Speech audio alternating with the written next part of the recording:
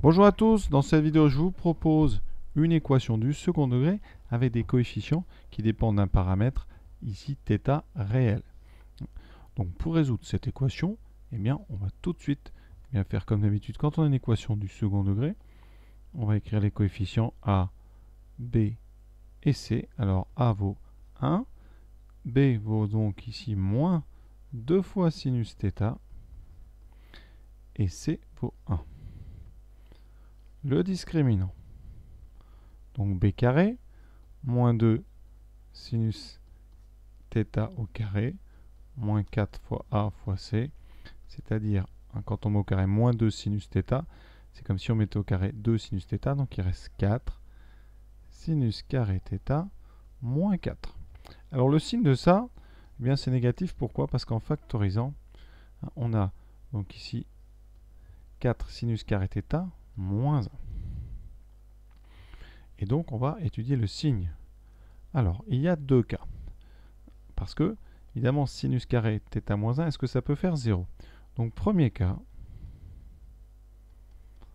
si sinus carré θ est égal à 1. Alors, on sait résoudre sur un cercle trigonométrique. On fait un petit cercle. Ça veut dire quoi? Quand sinus carré θ égale 1, ça veut dire que sinus θ, il vaut 1 ou moins 1. Et donc, vous êtes sur le cercle, soit à gauche, soit en haut, soit en bas.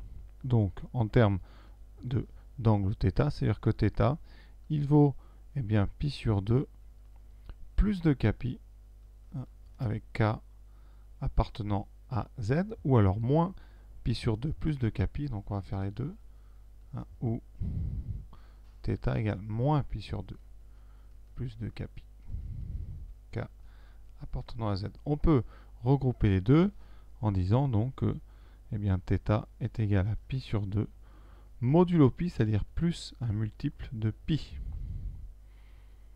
Et dans ce cas-là, qu'est-ce qui se passe? Donc si θ c'est pi sur 2 ou moins pi sur 2 modulo de pi, dans ce cas-là, alors votre discriminant est égal à 0. Et donc vous n'avez qu'une seule solution, une solution donc unique, réelle,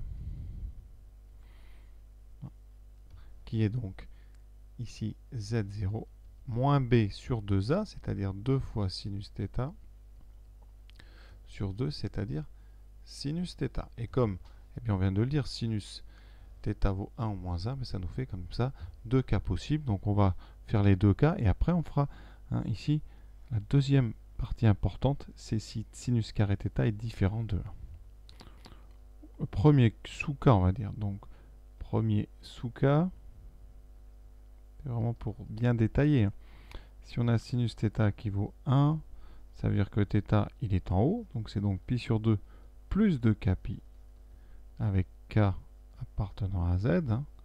Vous êtes donc sur le cercle sur la position haute.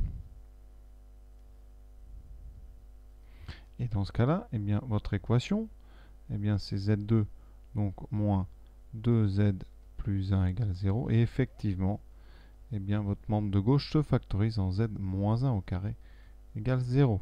Et dans ce cas-là, vous avez une solution unique z égale 1. C'est bien notre sinus θ. Le deuxième sous-cas,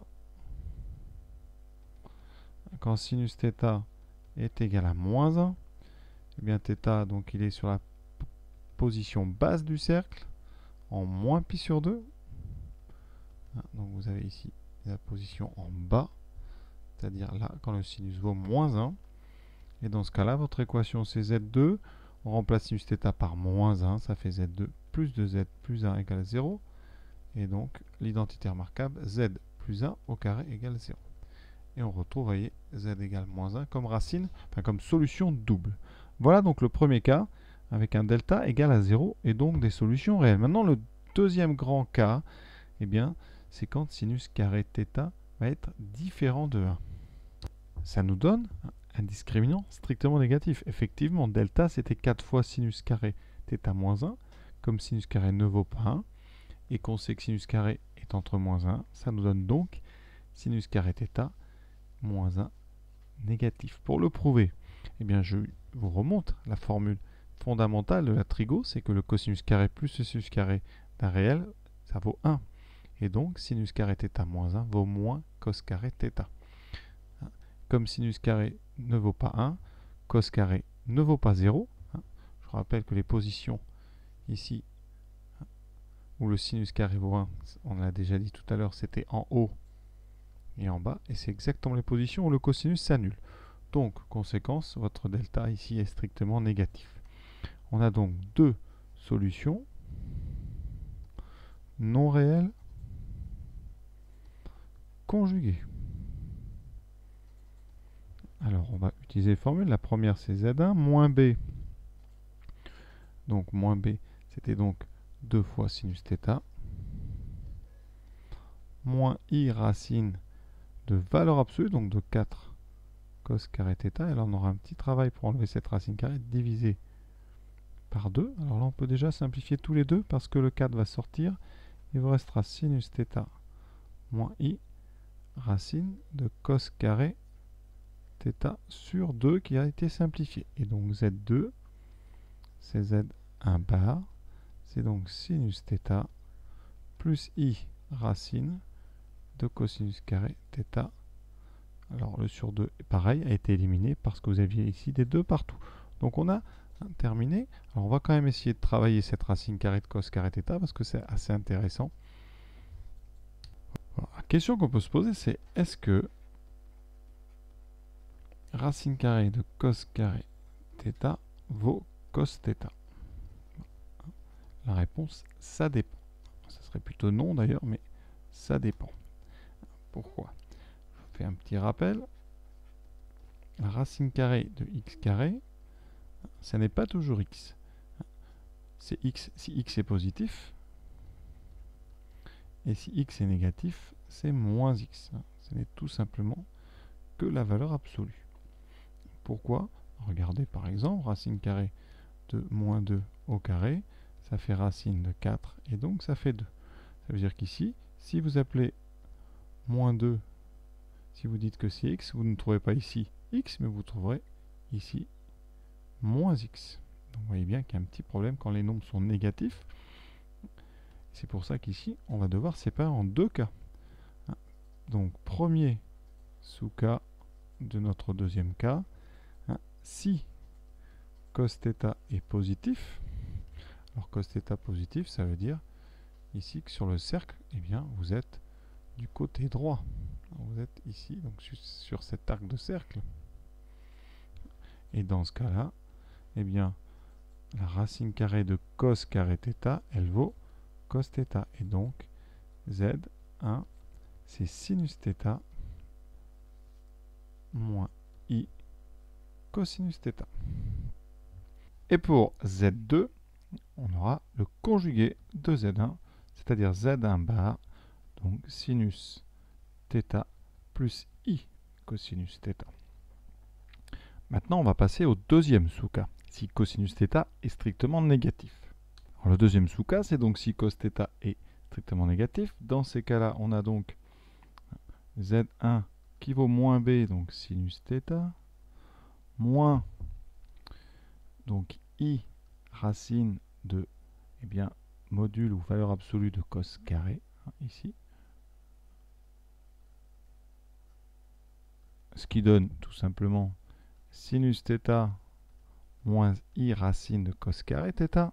Et comme cos θ est négatif, attention, on ne peut pas répondre que racine de cos carré. Ici, il faudra vraiment, ça ne fait pas cos θ. Impossible puisque ce nombre-là est positif alors que ce nombre-là est strictement négatif. Donc c'est impossible. Dans ces cas-là, la racine carrée de cos carré, ça sera non pas cos θ, mais la valeur absolue de cos θ. Donc ici, ça sera valeur absolue de cos θ qui n'est autre que moins cos θ, puisque la valeur absolue d'un négatif, c'est son opposé. Donc ici, eh bien Z1, ça sera sinus θ moins I fois moins cos θ, donc plus I cos θ. Et pour Z2, ça n'a rien à dire, c'est le conjugué de Z1, donc vous aurez sinus θ moins I cos θ. Donc ce qu'on remarque, c'est que les deux solutions ici sont inversées par rapport au premier cas. Mais donc, on va pouvoir faire une conclusion commune à ces deux cas, puisque les formules sont les mêmes. Je peux donc maintenant faire la conclusion. Donc premier cas, on a déjà. Deuxième cas, on va mettre ça en haut. Et après, on essaiera de réunir tout sous une seule formule. Donc, si le sinus carré de θ est différent de 1, alors ici, voilà, l'accolade, S, on vient de le dire, c'est donc sinus θ plus I cos θ, et l'autre, donc sinus θ moins I cos θ. Alors, est-ce qu'on pourrait faire une formule pour tous les cas? Oui, je vous explique ça tout de suite. Revoici nos deux cas, hein, écrit un petit peu plus grand. Qu'est-ce qu'on peut remarquer? Donc, dans le premier cas, on va faire une petite étude un peu plus précise, ça ne va pas être très compliqué. Là. Sinus carré égale 1, ça veut dire que sur le cercle, on rappelle, sinus carré égale 1, c'est donc que soit vous êtes en haut, soit vous êtes en bas. Et dans ce cas-là, vous pouvez remarquer, quelle que soit la position, eh bien, le cosinus vaut 0. Donc, eh bien, quand vous écrivez sinus θ, eh bien, c'est la même chose que si vous écriviez sinus θ plus I cos θ, puisque cos θ vaut 0. Mais c'est aussi la même chose que si vous écriviez sinus θ moins I cos θ. Ça veut dire qu'on peut très bien, faire une solution globale dans tous les cas. On peut écrire que S, c'est sinus θ plus I cos θ. Et dans le deuxième, on peut écrire que sinus θ, c'est moins I. Voilà. Donc voilà nos deux solutions. Alors il se trouve que quand θ est particulier et que son sinus carré vaut 1, eh bien ces deux complexes ici ne sont finalement qu'un seul, c'est sinus θ. Et ça permet comme ça de faire une conclusion commune. Voilà, cette vidéo est terminée. J'espère que ça vous a plu. À très bientôt.